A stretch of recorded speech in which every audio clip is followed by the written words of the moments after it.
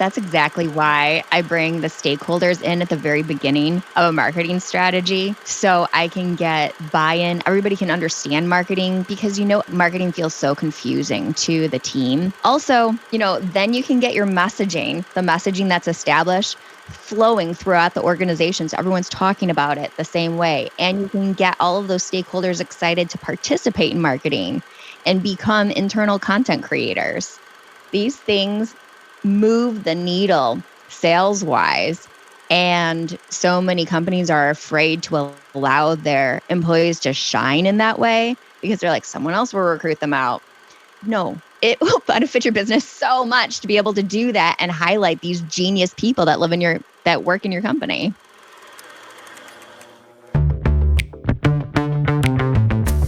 You're on a mission, and you just need more people to know about it. And whether you're brand new to marketing or a seasoned pro, we are all looking for answers to make marketing decisions with purpose.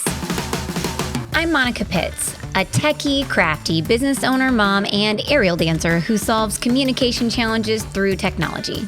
This podcast is all about digging in and going digital. I'll share my marketing know-how and business experience from almost 20 years of misadventures. I'll be your backup dancer so you can stop doubting and get moving towards marketing with purpose.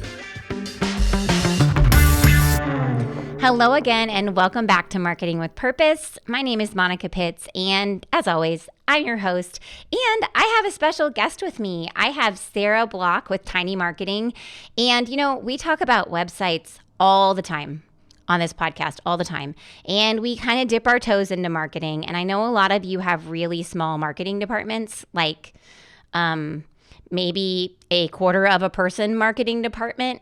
And that is what Sarah actually specializes in. She helps people with very small to non-existent marketing departments actually get their marketing done.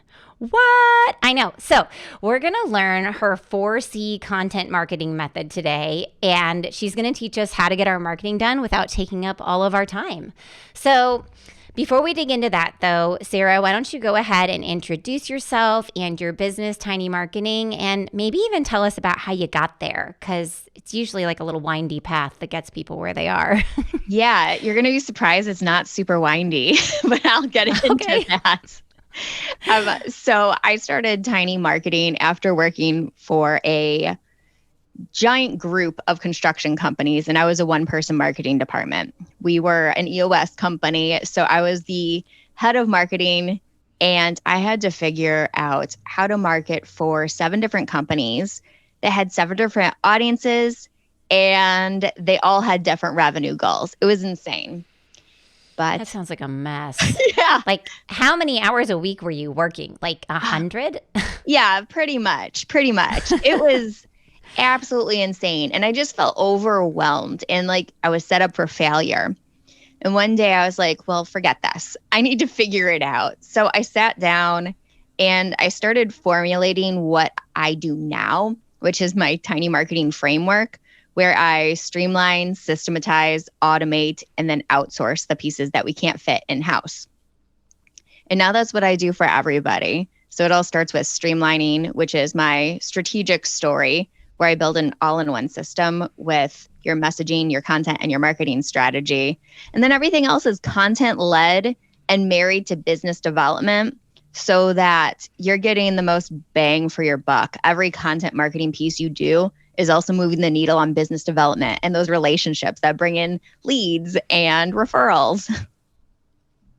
Content marketing is something that we are huge fans of over here at MayeCreate, because when our clients want to have more traffic to their website so that way they can have more prospects to talk to, that's the way to get it, and get it for a long time over time. Like I call it a marathon.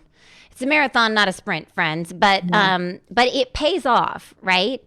So content marketing, though, we've said that word like 17 times now.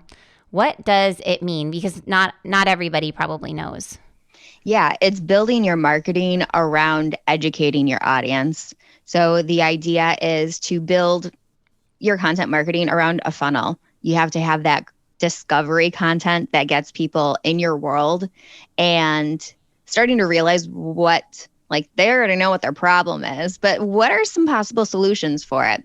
So that's where your discovery content comes in, and then pulling them through that funnel, making sure you're building relationships through virtual events, through those discovery calls. And you can do this in a lot of ways. And that's kind of where the 4Cs comes in, where you're not getting burnt out, but you're merging that biz dev with your content marketing.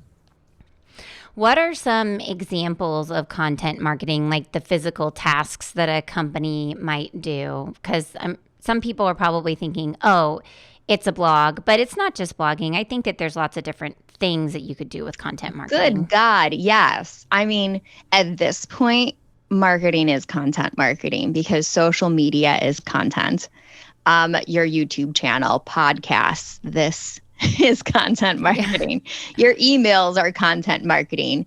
Anytime you're creating content to build relationships, to educate, that's content marketing. And the blogging is just like the tip of the iceberg. Your virtual events like webinars, summits, audio summits, all of that, content marketing. And I feel like it isn't a new concept, but some businesses just haven't quite adapted to it yet. I do remember when it came out, man, how long ago was that? I went to like a HubSpot convention, and it was like this new concept that they were trying to sell everybody on. I think it was even before I had kids. So it was like maybe 13 or more years ago. Yeah. And it was like, they called it inbound then. It was like inbound marketing versus outbound marketing. And like the inbound was meeting people where they were so that they would come into you because it's available to them 24/7. And then the outbound marketing were things like your ads that you pay for and they interrupt people. And so while they can be effective, it's still a different relationship because they didn't come to you, you went to them, which I think, everything in moderation, right? But yeah, it was a long time ago. That's funny that you say that because I started doing it over 15 years ago at this point. But back when I started doing it, there wasn't a name for it. And I called it education-based marketing. That's what I coined it. And then it became a thing. It just feels so natural, though, because a lot of people in their sales process are very educational. And that's what gains the trust of customers and allows them to build their business. And so for some people, this feels way better than normal marketing. Like, yeah, the normal marketing freaks me out a little bit. I'm like, don't make me make ads. I don't like it. No, I don't want to do any ads. That is so complicated and expensive. But you talked about content marketing in relation to inbound, and you can take an approach that make content marketing is like the center, but it could be an outbound and inbound strategy if you do it right. You can like branch out and build those relationships with the right kind of content marketing. So I feel like it's pretty important to your business. When I look at website traffic, my clients that have some type of content marketing that's added to their website on a regular basis, that's solving people's questions at the beginning, middle, and end of the buying cycle, they have more traffic to their websites for sure, which means that they have more opportunities to sell stuff. But not everybody does it. Like, why don't people do it? Oh, they're overwhelmed. They're like, I don't have the time for it.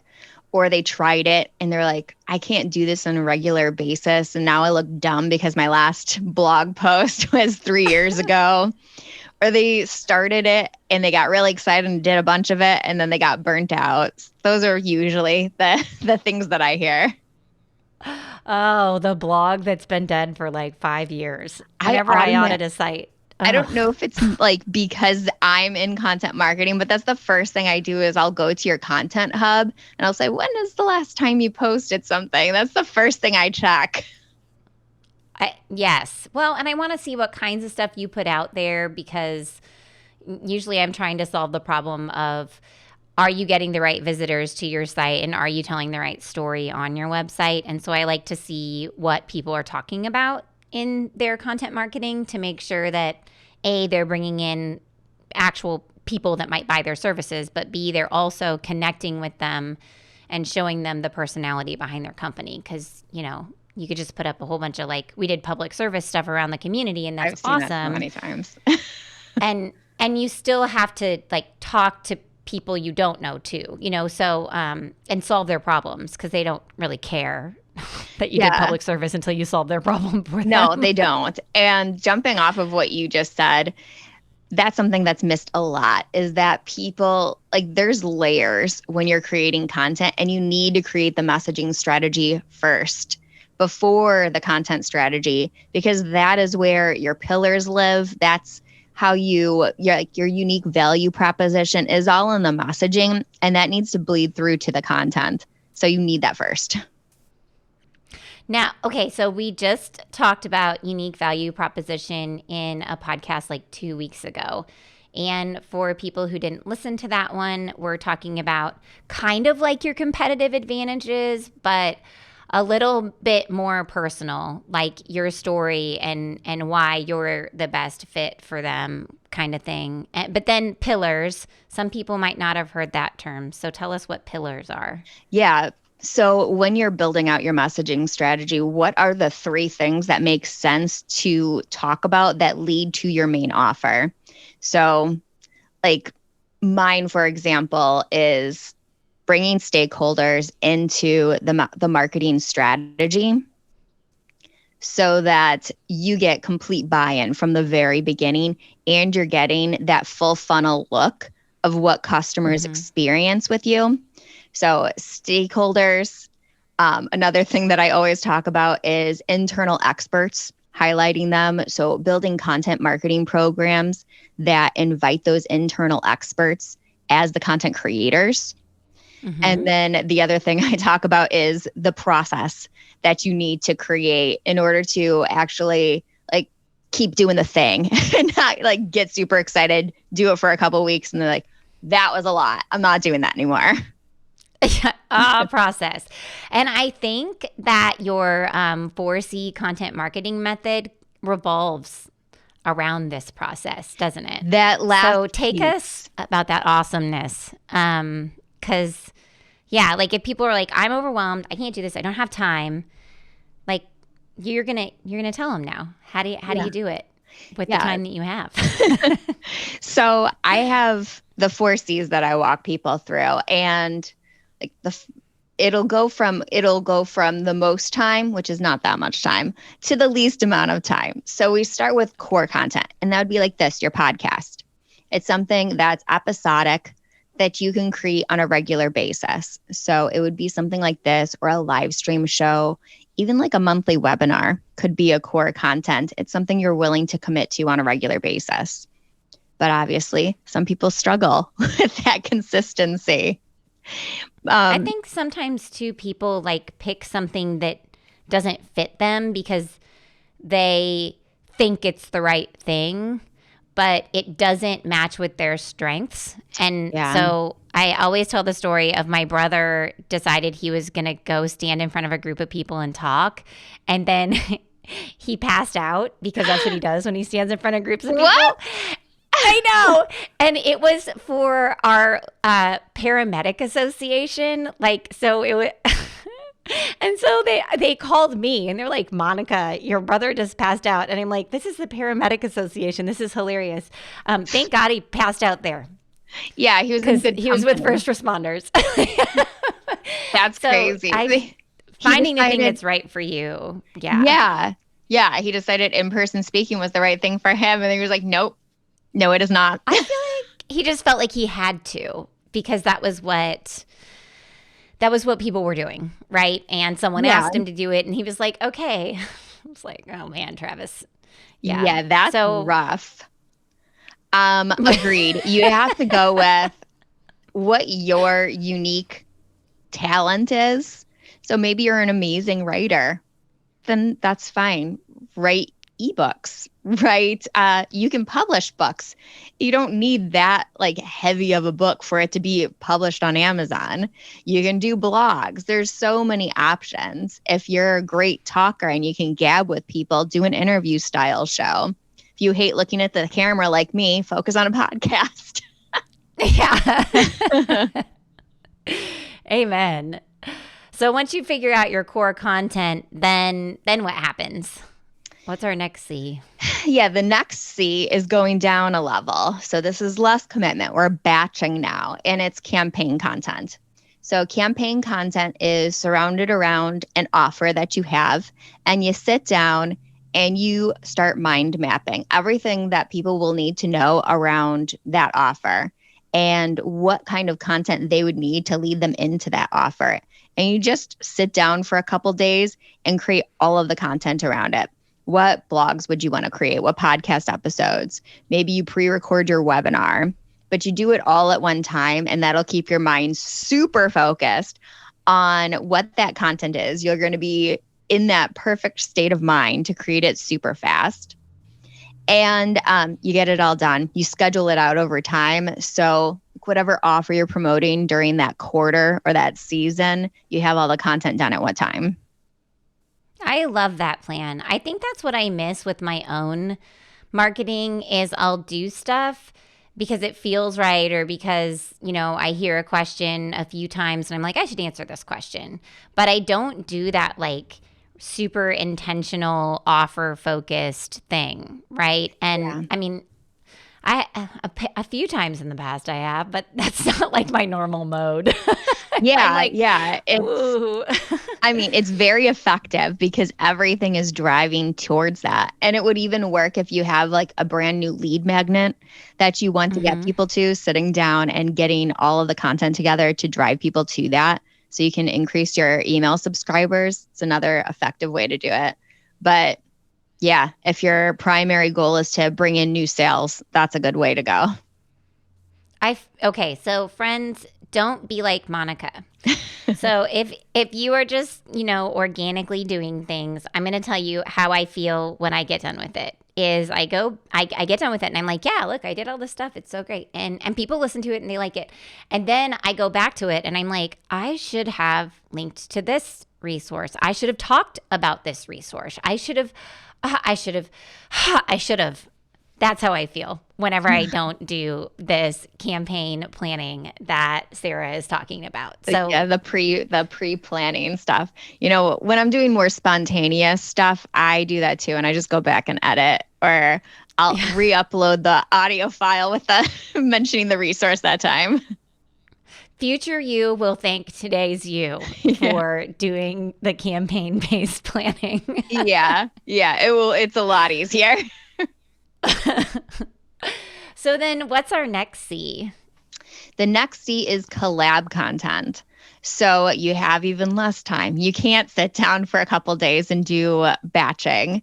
So collab content would be swapping with someone. Like you're going to be on my podcast and I'm on your podcast. This would be a collab content. You could do webinar swaps, newsletter swaps, but it's getting you in front of someone else's audience. And you don't have a commitment. You can do as many as you want to do, but you don't have to create the podcast every single week. You don't have to sit down for a week and batch that campaign content. So it can be a little bit more spur of the moment, and you're building new audience members because they're driving to your website and you're getting tons of backlinks, which is one of the biggest benefits for SEO. So tell me about, so on your website, I saw that you have a listing for like podcast interviews that you've done on other people's podcasts. Do you just like go out and link to them? Is that how you're pulling that all together? The web designer in me is like, is this an RSS feed? What's she doing here? How's this working? I created a playlist of all the podcasts I'm on, and then I embedded the playlist. Oh. So did you do that in Spotify? Yeah. I can't find another system that does it. Lets me make a playlist. Yeah, that is a good question because I'm a Spotify girl. I'm on there all the time. Okay. So that's the only one I'm ever in. I don't know if it's not possible in other places. I tried it. It's not. In most other places. I spent hours one day like trying it, and there were all these resources about how to do it that they were from like years ago. You used to be able to do it in Apple Podcasts, but you can't do it anymore. Like it was one of those things where I was like, "This is oh my gosh, I found it! I found it!" And I'm clicking, and the option is not in the drop down, and I'm like, "Okay." I'm just going to refresh the page and click the drop down again. But it never appeared. And then eventually it turned out it's because you can't do it anymore. Ugh, that's annoying. Yeah. Spotify, you can do it. Yep. It only Spotify, friends. Yay. Okay. So we need to have collab content. And you know, when you said first collab content, I thought you were going to say make other people in your office help you make the content. I mean, but that's not what you said. No, I do that, but I do that with the core content. I think that it's really effective with enterprise level companies, anyone with, a bigger team and a small marketing department. So that's the variation. There's employees, but there's a small marketing department. I always like to bring in the internal experts as like a podcast host, because I want them to build relationships with the guests, and I want them to become known, because when salespeople are reaching out to people wanting to set up meetings, they're going to be Googling, and the more content that's around your employees and connected to your company, the better.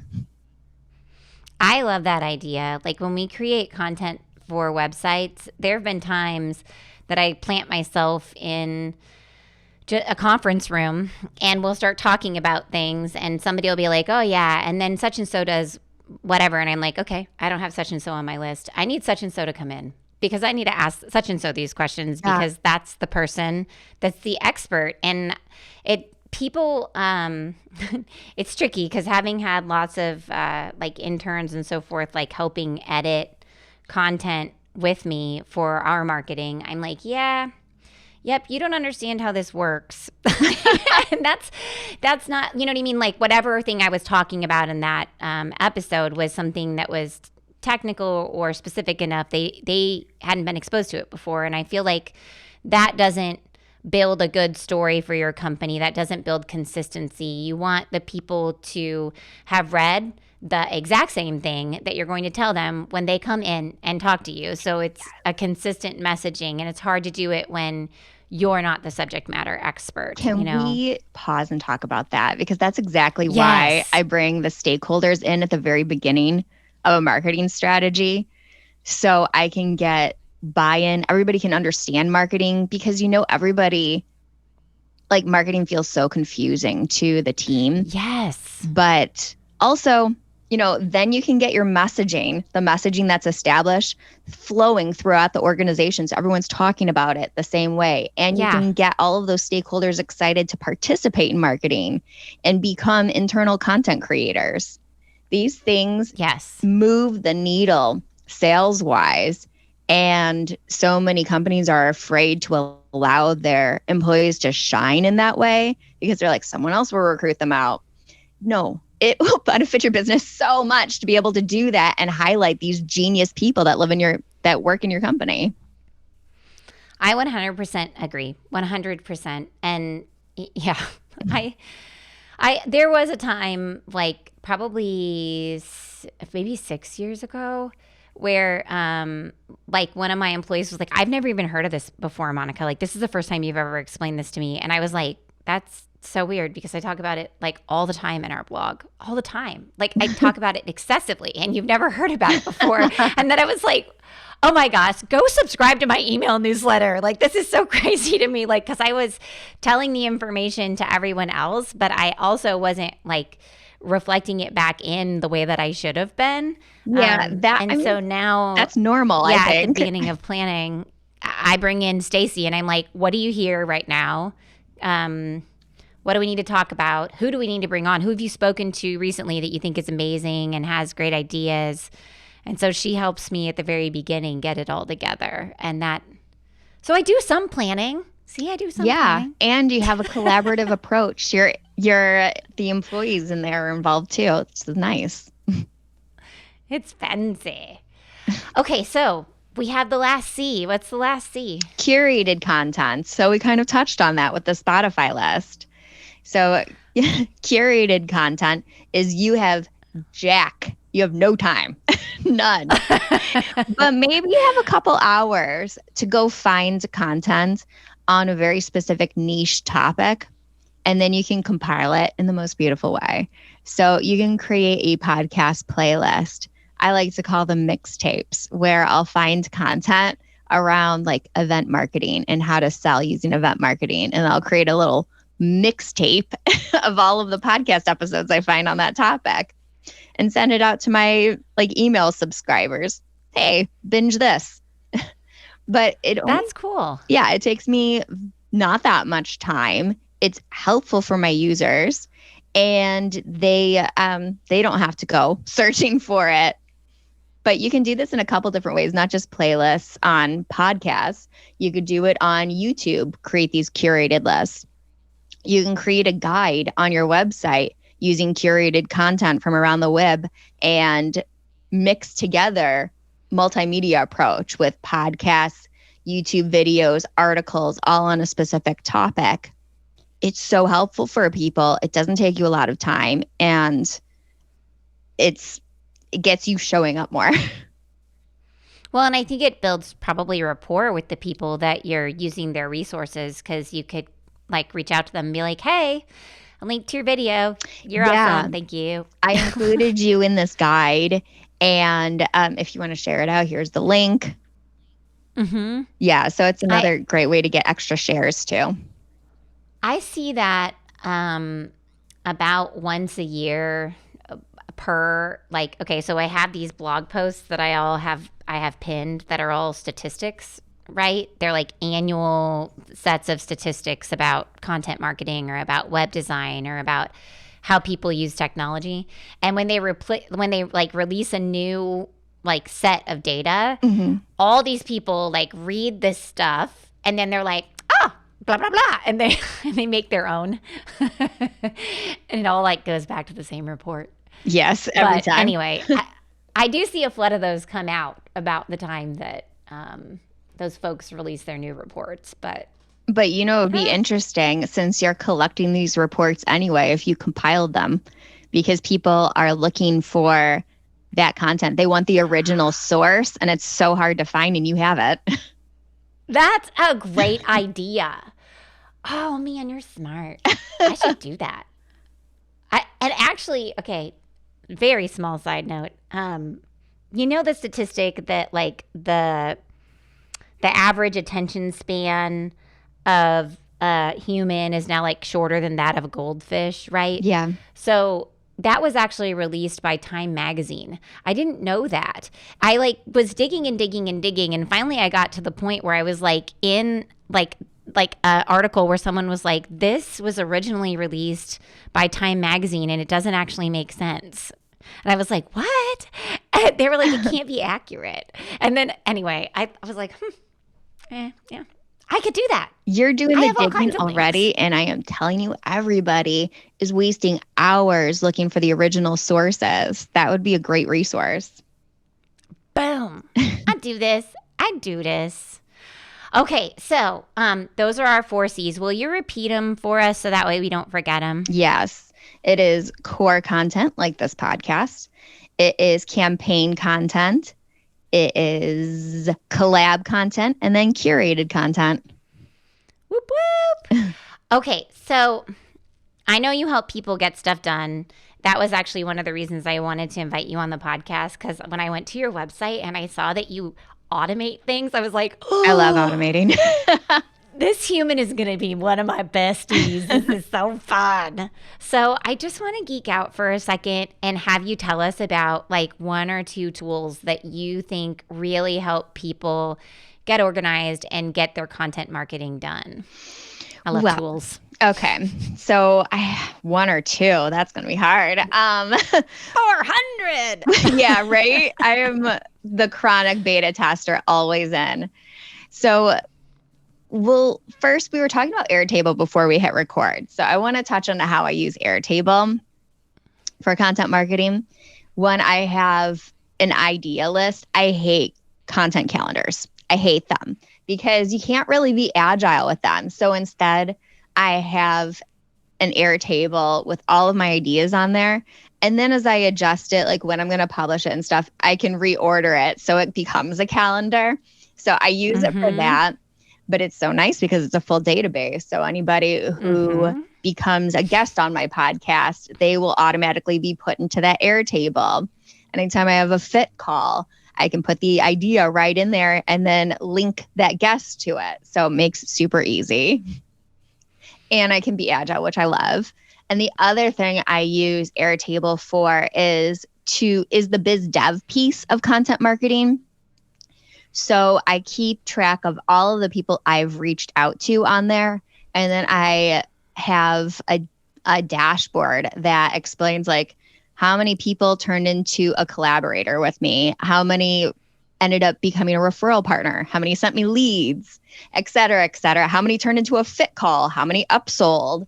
So then I can track the success of the biz dev piece with content marketing. And I know exactly like what percentage of them I found on LinkedIn and built a relationship with, how many it came through a workshop. So I have the metrics that tell me what direction makes sense to go. Where should I spend my time? So those are the two main things I do with Airtable.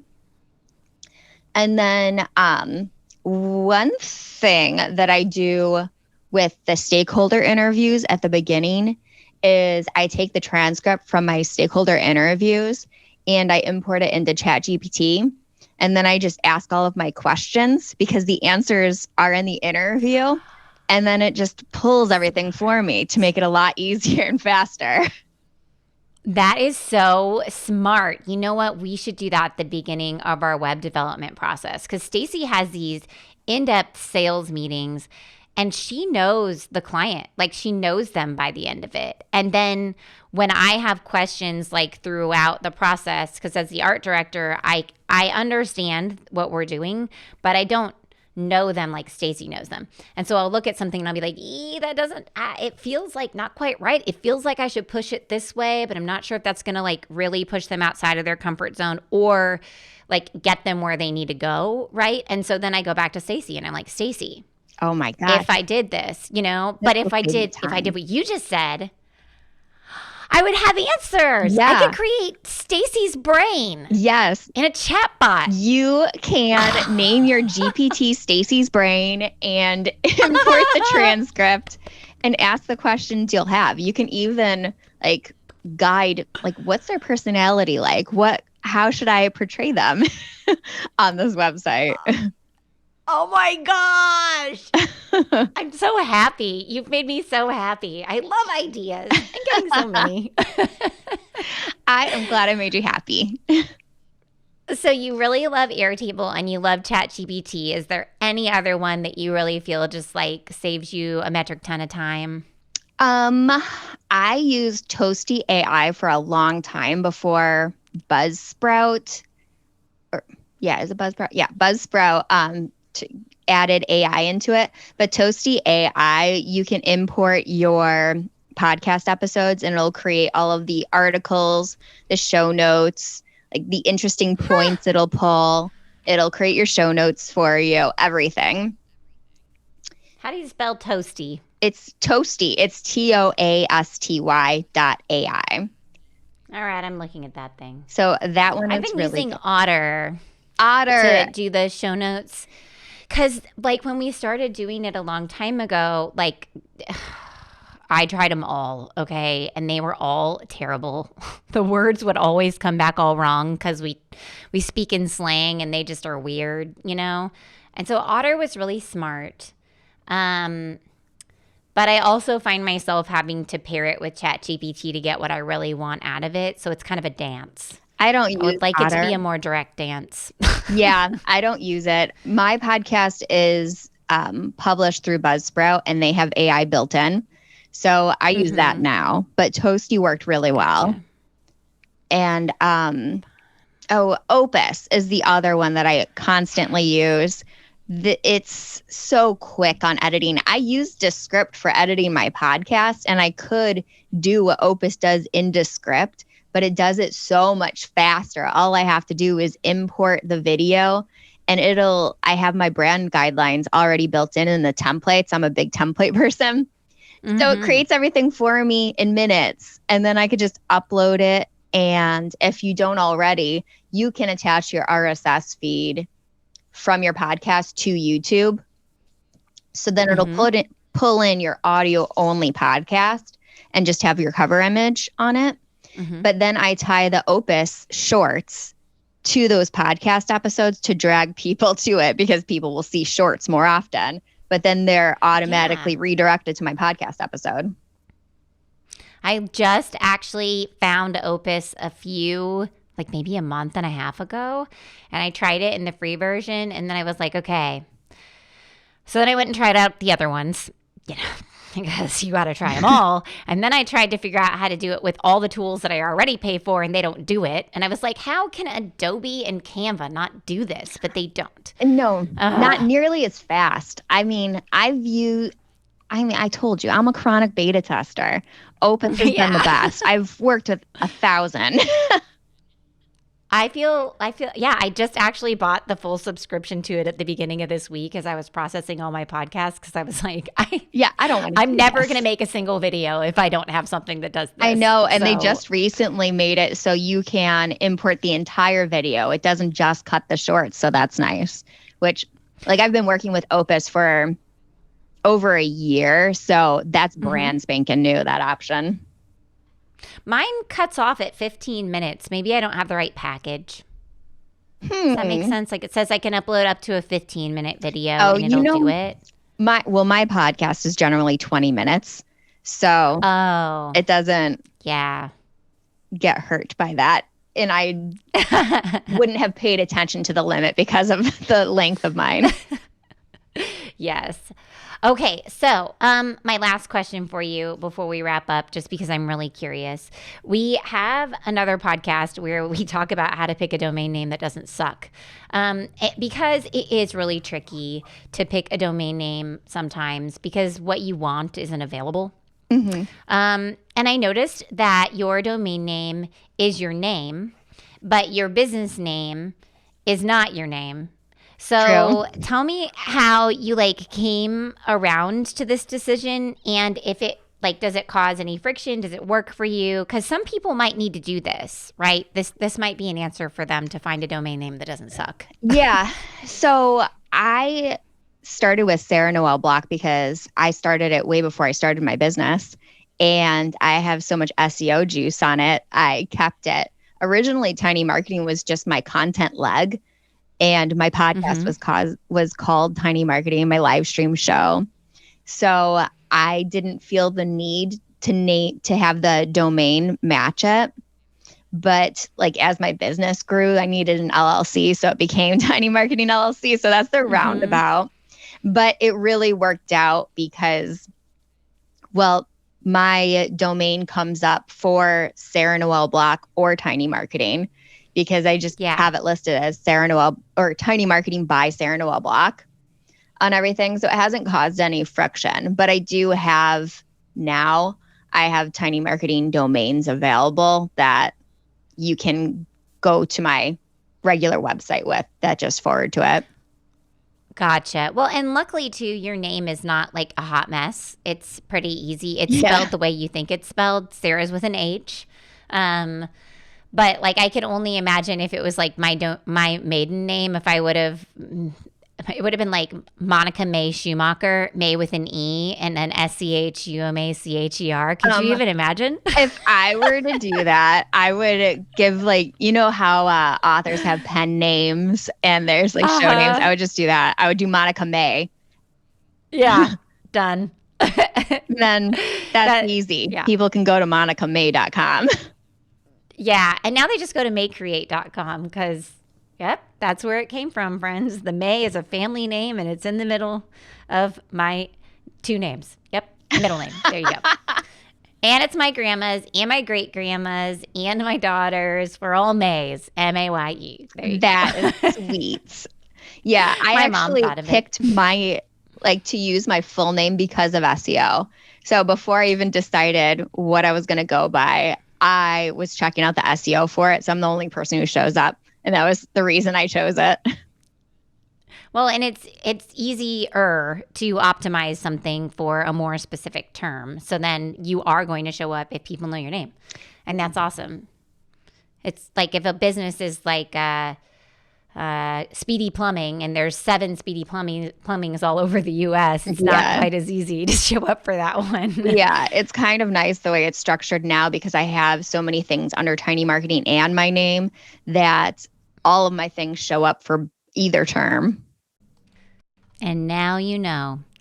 Okay, Sarah, tell people where they can find you because by this time they probably think you're really cool and that you can solve a lot of problems for them. I can solve problems. I am not cool, though. I can assure you that. You can find me at my website, sarahnoelblock.com, or LinkedIn. I hang out there. And then I have a podcast, Tiny Marketing. Awesome. Well, we'll make sure to include those in the show notes, friends. Thank you so much for hanging out with us today, Sarah. And if you guys enjoyed this podcast, you should totally subscribe to Marketing with Purpose because next week, I've got a really fun episode coming up. We've been wanting to do this one for a while. My design team is going to dig into color theory. Now, if you don't know what color theory is, it's the study of how colors work together and how they affect our emotions and perceptions. Now, I'm really excited to talk with my design team about this because they all went to school for art. I went to school for agriculture. And so the way that I use colors is just by what feels right. It's like I have a natural intuition towards colors. But they actually have a whole vocabulary around it that they were taught and a theory that they apply that they learned in school. And so I'm excited to share it with you so that way you can use it on your journey towards marketing with purpose. So subscribe. Don't miss out on this super fun episode with the MayeCreate design team next week. And of course, until next time, go forth and market with purpose.